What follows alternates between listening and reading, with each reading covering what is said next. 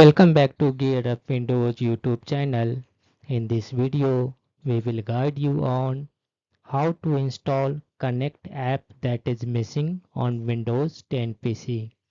The Connect app in Windows 10 allows you to wirelessly project your computer screen to another device such as a TV or another computer using Miracast technology.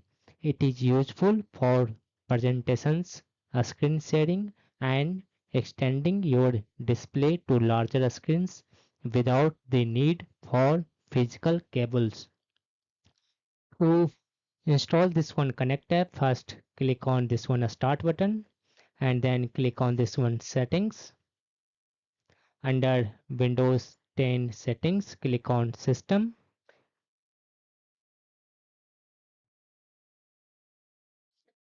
On the left, scroll down and click on this one Optional Features. Then click on this one plus Add a Feature button.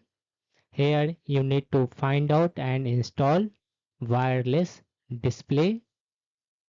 Just search wireless display in the top box and then check this one box that says wireless display. Then click on this one add button at the bottom. This will download and install wireless display and Connect app. After installing this one wireless display, just restart your PC.